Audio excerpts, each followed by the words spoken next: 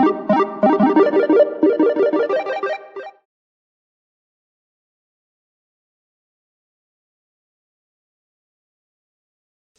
everybody and welcome back to Noob Airsoft.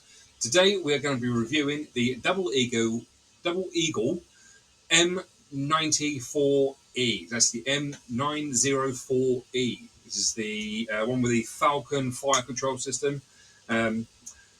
So let's have a look. It's an M4 platform, so nice and stubby. This works out, I think it's 625mm, so it is quite small, quite compact. Feels quite nice. I mean, I've had a couple of Double Eagles in the past, and these are the old Double Eagles, and they were quite delicate, let's say. They weren't built, they didn't feel as if they were solid. This, however, I've got to say, does feel really, really good. It is a polymer construction, polymer upper, polymer lower, and it's got a polymer front rail. It's got a very, very, very nice looking stock. I've got to say, the stock on it looks fantastic. It's quite low profile when you look at it this way. It's only about 40mm wide, which is quite narrow. It is quite a nice looking stock. It's a very positive feeling stock, I must say. I've got some EPS ones, and they feel hollow. This feels like it is one big solid piece, so that's quite nice. The tube itself looks quite good, and to install the battery, there's two little levers here. You pull those down, and it comes straight off. And there's your battery contacts in the back. That's it. Nice and easy to go back on again. And all you do is adjust your stock, and there you go. She does feel nice. I've got to say, it does feel quite nice. Nice lock-in with the mag. This is my mag, but it's just a standard M4. Flip up iron sights. Once again, these are plastic, metal threads and plastic dials on the end. But she feels quite nice, I've got to say. So the only thing I've just noticed there, I'm not a huge fan of. I do like it when you're able to pull the charging handle back, which exposes the hop unit. I do like it when they stay back, and you can adjust it to however you like and not have to hold this handle here. As soon as I let that go, the charger falls forward, the little cover comes forward, and you can't get to the hop. So if you're out on the field and you've got big plate carrier on, you're under fire or whatever, and you need to adjust your hop slightly just to get a little bit more range, maybe. It's just not. It's not really, that great. The hop unit itself has no detents, so when you turn it to a position, there is no feel of a click. Sometimes it locks into place, so you can do some of them have 10 to 20 detents. When you turn it, it goes click, click, click. So it's very easy to go a little bit more range, one or two clicks, and then off you go. But this has nothing like that. It just seems like it's a standard rotary hop. So I would personally, I would probably change that over for something a little bit better. 9 times out of 10, any mid-range sort of M4, low to mid-range, you would want to change the hop unit. It's something that they all seem to skip out on, rather than putting an extra 20 quid on the price of the unit. They just cheap out and put a bog standard mold injection hop in it.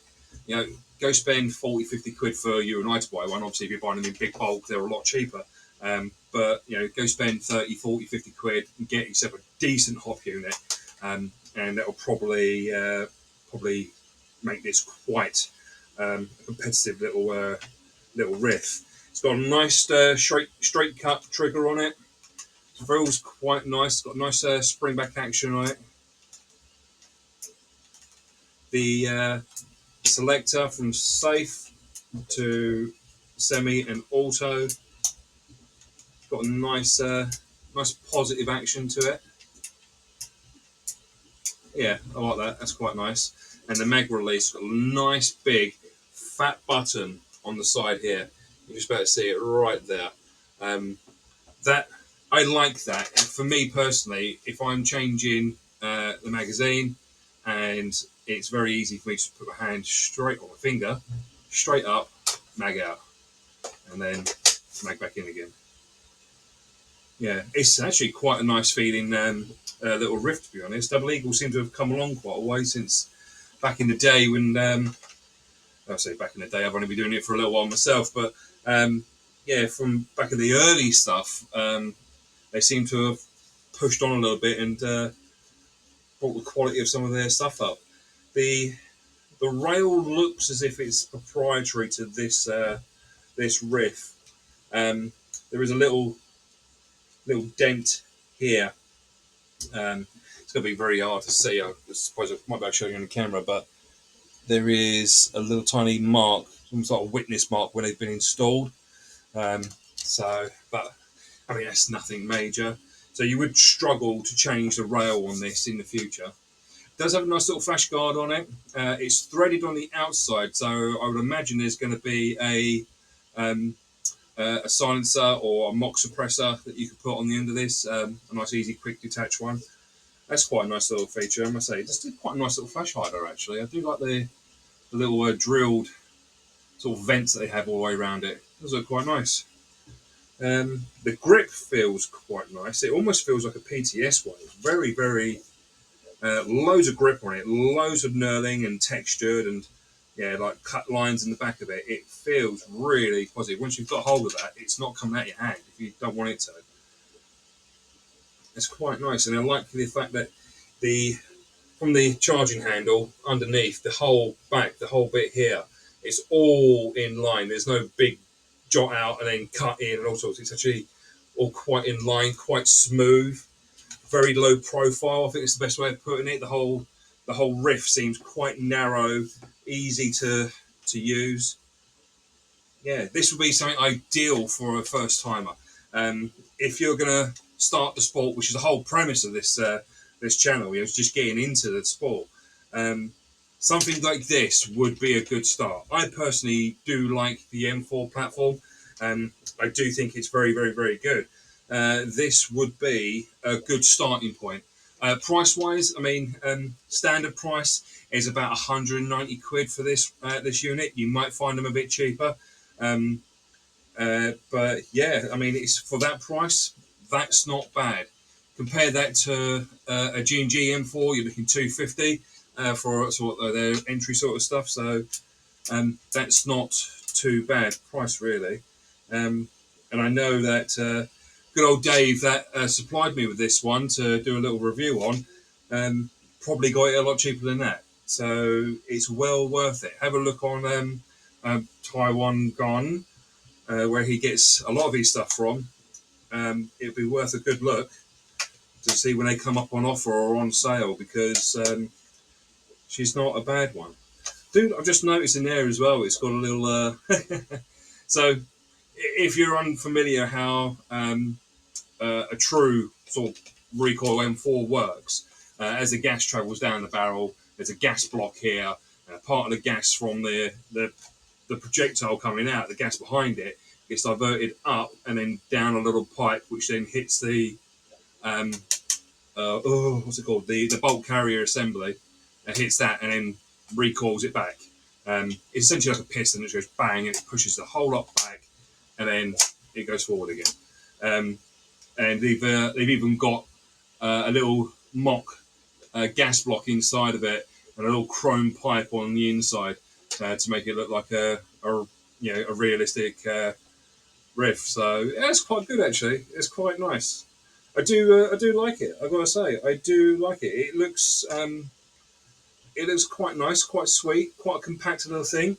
Would I swap my MTW for it? Not on your Nelly, but this is definitely quite a nice little AEG. It is obviously battery powered, as we see the battery contacts in the back. Um, let's plug a battery in it and see how she sounds. Okay, so I've put a battery in her. Let's see how she sounds.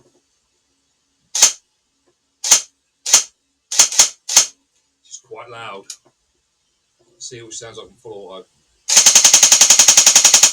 Now that's with a 7.4 LiPo battery in her. Not too bad of a rate of fire there. I would say probably about 10 to 15. It's not high. Go on, Sammy.